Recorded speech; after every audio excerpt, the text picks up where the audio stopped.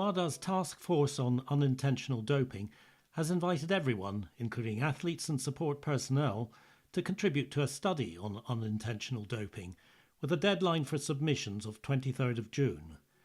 I'm Callum Murray, and as part of the BIU's contribution to this important topic, I spoke to Sue Backhouse, an academic and anti-doping expert who is a member of the task force. I began by asking her for a definition of unintentional doping. Stay tuned.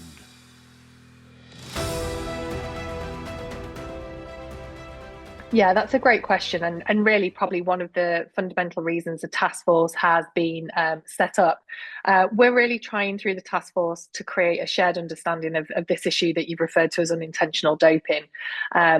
At the moment, it's not particularly well defined, and we have a call for contributions out at the moment where we're trying to offer a working definition of unintentional doping so that our community can respond back to that and say whether or not that's their understanding. But fundamentally, the way we've defined it as a task force at the moment is it's non-intentional and accidental violation of the anti-doping rules. It arises really from a range of situational behavioural factors, and the acts leading to those violations are not planned or deliberate. And there's a number of different ways where unintentional doping can arise, and we've put those into three categories as a task force at the moment, and that's where we're welcoming input and feedback.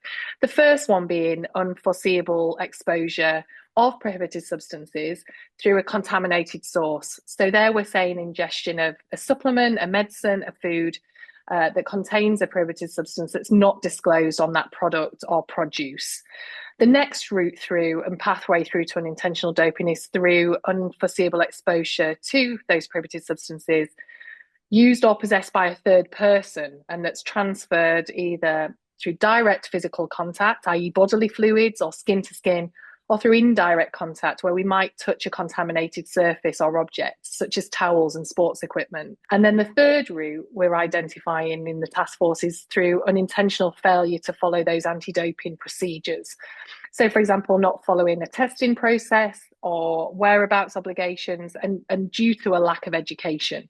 So athletes or support personnel not knowing the rules. And we're asking the community, therefore, to help us say whether or not they agree with that working conceptualisation of unintentional doping, so that we can start to use a common language when we're referring to this thing called unintentional doping. We sometimes see it as inadvertent doping or accidental doping, but we're asking for input into that working definition. It sounds like you're somewhat moderating the established principle of strict liability. Yeah, and I think what we're trying to understand and what we're trying to acknowledge through the task force is that athletes don't always intentionally seek to violate those rules, that there can be mistakes and accidents that are, as we say, not deliberate or planned. And what we're trying to do really is understand how do we reduce the risks of those accidental and non-deliberate actions from occurring? Because I think, as you mentioned at the start, what are the consequences? They're really quite significant to an athlete who has to prove that they did not intentionally seek to violate those rules. And a case of unintentional doping can stick around for a very long time. You know, you can still be labelled essentially in the same way as an intentional breaker of the anti-doping rules. And I think we've got to acknowledge that these can be quite significant and life-changing impacts. And what can we do as a community to reduce those risks as far as possible? So I guess you've somewhat covered this, but what's the task force trying to achieve? What is your, have you an established objective now? Yeah, so I think it's probably worth just noting that the task force has been set up as a specific working group, and it was created by the World Anti-Doping Agency's Education Department at the request of the WADA Social Science Research Expert Advisory Group. So it's very much coming from that prevention lens and trying to prevent this risk from occurring. What we're trying to do is, as I kind of mentioned at the start, we want to seek to advance knowledge and understanding of unintentional doping. It's been really very little research, very little intentional focus on this as an issue over the years. And I guess we're trying to stimulate a change in that position. We want to address some gaps. We've got some gaps that we've identified as a task force. Firstly, as I kind of mentioned at the start, We don't have a globally agreed definition of unintentional doping. That doesn't exist at the moment. And there's lots of different language and terms being used. We do not understand at the moment the scale of unintentional doping. So that's unknown. And that's an important part of how do we develop databases and systems that will allow us to at least get an indication of the incidence of unintentional doping on the basis of the cases coming through globally. We have no monitoring system. So we're looking at, as a task force, how can we address that issue? We also don't have a great understanding of those risk and protective factors around unintentional doping, which then can be used to inform evidence-based intervention. Again, we're kind of working from it, well, it seems like a good idea, as opposed to, well, here's the evidence of what's going on. So we want to address that. And then, as I say, look to how do we prevent that through better education, intervention, and not just education, actually. This is a whole system approach to looking at this as an issue. As much as education will, I'm sure, be absolutely central to the direction of travel, I don't think it will be the only thing that comes through this task force work. What are the risks of unintentional doping? I think you've already mentioned, obviously, sanctions, bans, etc. But I guess there are more serious risks to athletes' health. Yeah, I think, if we take the supplement as a route through which unintentional doping can occur, if an athlete is using a supplement that they've purchased online, I'll give you an example of a recent study that has been commissioned by Sport Integrity Australia through HASTA, which is the Australian Sports Supplement Drug Testing Specialist. They wanted to look at, if I purchase these online supplements, will I detect the presence of WADA prohibited substances? Because we've seen quite old studies, and there are some more recent studies, but this is 2022 when that was commissioned and undertaken.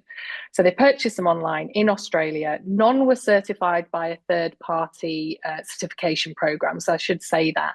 But of those purchased, 200 supplements, 1 in 3 of those products contained prohibited substances. And of those, 57% of the products contained substances that were not labelled as ingredients on the packaging or the website. So there's obviously a risk of breaking the anti-doping rules, but there's also a fundamental risk and potential harm to health as well. So you would think that there is a greater awareness of that risk still being present in supplement use, but it isn't.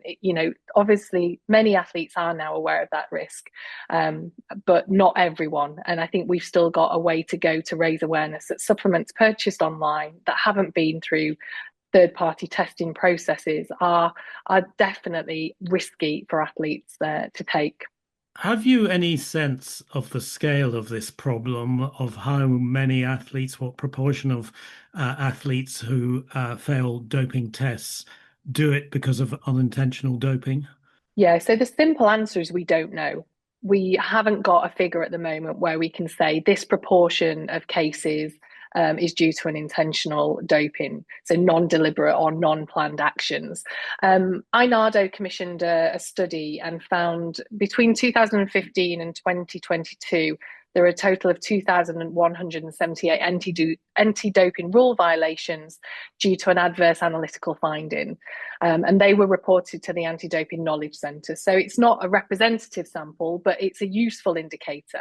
166 cases of those were alleged due to or actual contamination. So that's around 8% of the global adverse analytical findings. But that's just one indication, and it's not, as I say, a fully representative sample. And we've really got to better understand that global patterning of risk and also incidence. Do you have any tips for athletes to avoid unintentional doping?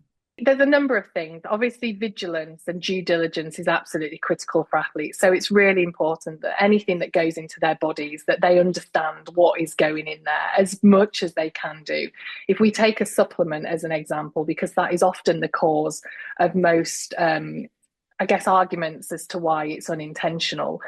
Only use supplements that athletes need and that are evidence-based. I think that's probably one of the key tips at the moment, because we do still see athletes using supplements that have got no evidence of efficacy.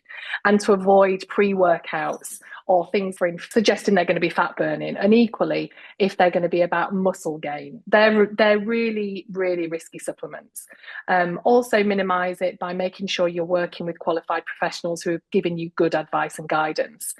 If you are going to use supplements, only use third-party tested supplements, and make sure you record and monitor all of those supplements that they're utilizing.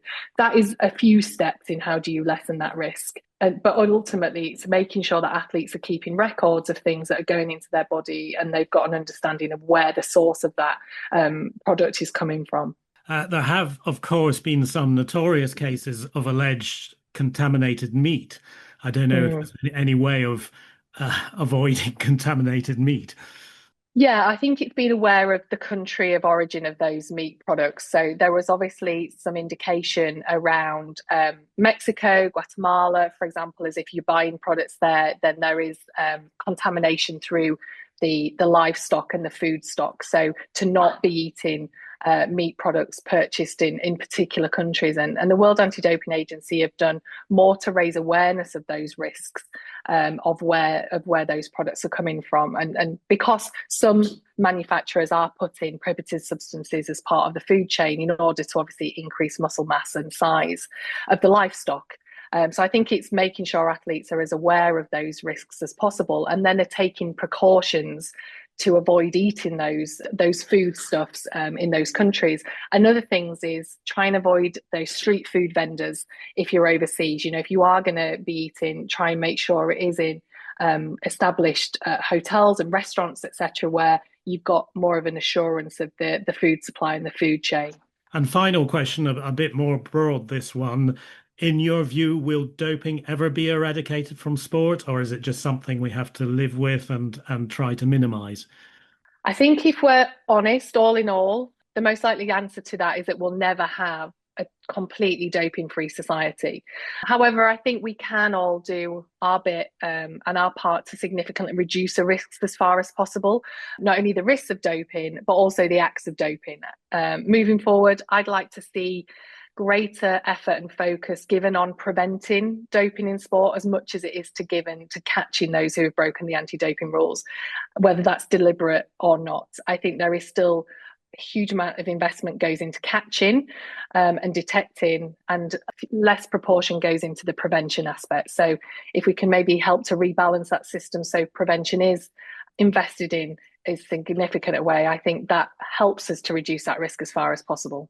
So that's all really important and useful advice. Thank you very much indeed for your time. Thank you. Pleasure to join you.